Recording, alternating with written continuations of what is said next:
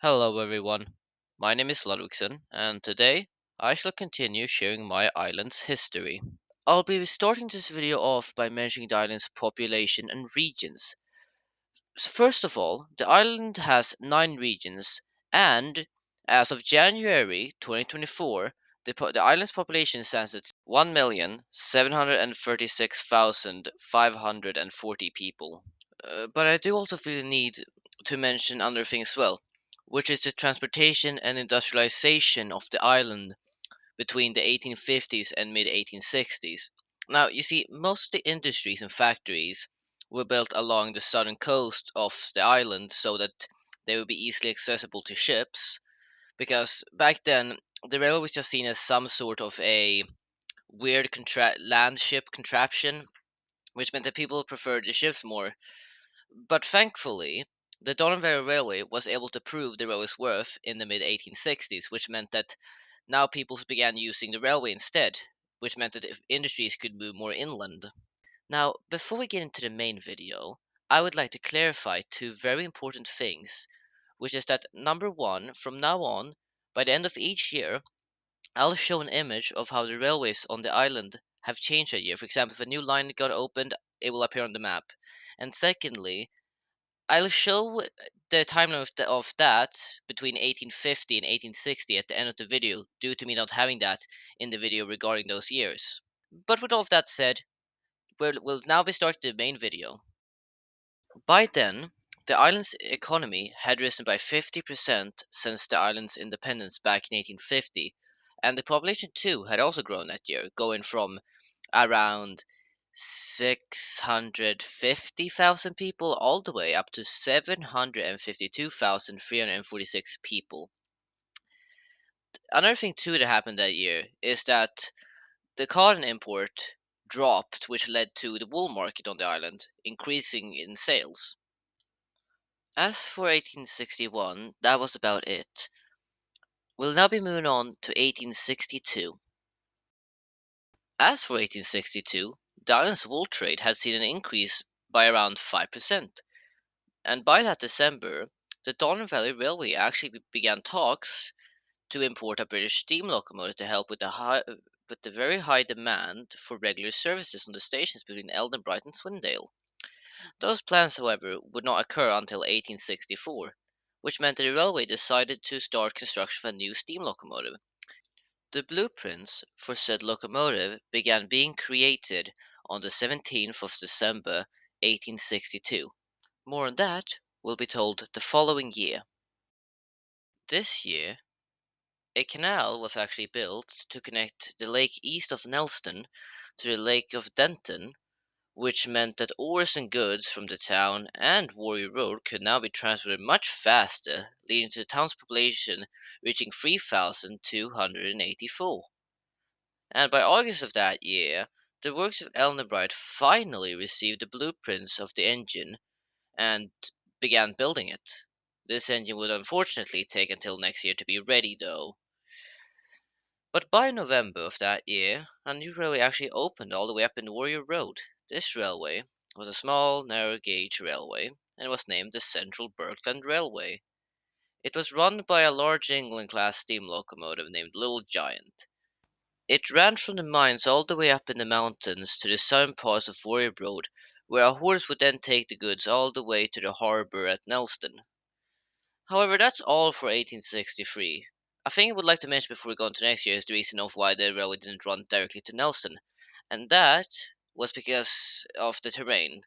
You see, the ground between Warrior Road and Nelston was very mushy and not very great for building a railway, so it was decided that it was just more efficient to use a horse. By February of that year, the Don Valley Railway finally received their British steam engine. The locomotive's name was Gerald and was an LNWRDX goods. A week after Gerald's arrival, the works finally completed the engine that they had been working on. The engine was a 240 named Jasper. After Jasper's completion, the railway set up the 4 engines to run their own respective lines as to be able to have regular services between all of its stations.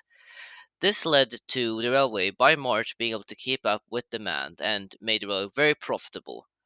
This did not mean that the railway would be the only standard gauge railway on the island, as in fact, just 6 months later in November, the Eastern Dogland Railway opened its doors for the public. Its railway only had one engine, which was an 060. However, this did lead to the Don Valley Railway starting to import engines from the UK to help increase frequency on its smaller lines, whilst also preventing new railways from taking the spotlight as the best railway. But with all of this noise and modernization, it led to a handful of people who believed that living a peaceful life was much wiser than living in the big cities and, well, industrialized cities, which led to them moving up north, which meant that a small town, which was located on the southern coast of Lake Sinfin, grew in population by people seeking, as I just mentioned, a more traditional and peaceful life. The only thing there was that it led to the town becoming much larger and fishing increased by around 10% due to the immigration to the town. But that summarizes all of 1864, so we'll now be moving on to 1865. Now, 1865 was a really uneventful year, really. Nothing much happened that year, except for the sale in wool decreasing due to the war in the States ending and cotton now becoming readily available. However, it did turn out to be a blessing in disguise because that winter, a horrid blizzard hit the island, which meant that, funny enough, now they needed the wool that they couldn't sell to survive. But that's about it for 1865, so we'll now be moving on to 1866. This year saw the rise of the Eastern Dogland Railway as they went from only serving Mellingham and three other towns to now having reached the harbour town of Dane. Meanwhile, the harbour of Mellingham became the largest trading port in all of Doggoland, meaning that Swindale was no longer the largest, which meant that the Donner Valley Railway no longer served the largest harbour. The same year, though, people who lived in the Velsen region mysteriously disappeared, leaving behind only scorched and ruined buildings. The only town that survived this path of destruction was a small town north of the river between Donner Bay and Velsen. It is believed that around 25,000 people vanished in this path of destruction. That winter, however, a strange but beautiful phenomenon happened. It was the 24th of December, and people and engines had gathered at Swindale to celebrate Christmas Eve when at approximately midnight they spotted in the dark horizon towards mainland Europe a beautiful array of colorful lights which lit up the night sky.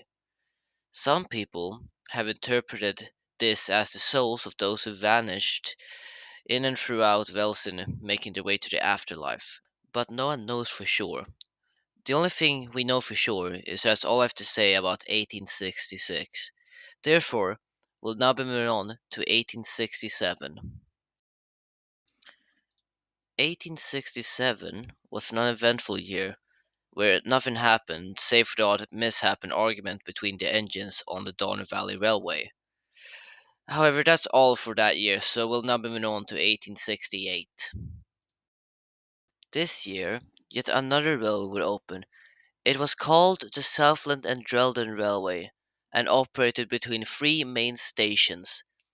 It ran two locomotives, both of which were 422s, and they were named Lewis and Lucy.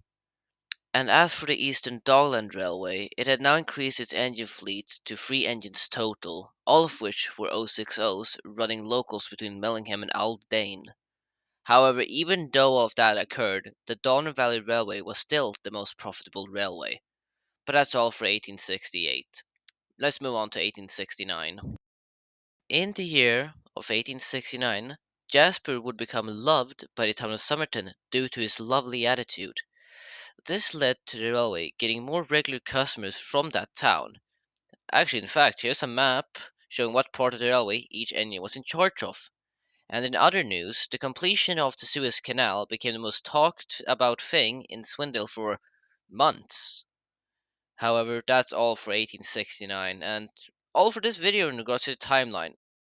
Now, before I go, I will show the map of the island's railway lines between 1850 and 1860 as promised in the beginning of the video.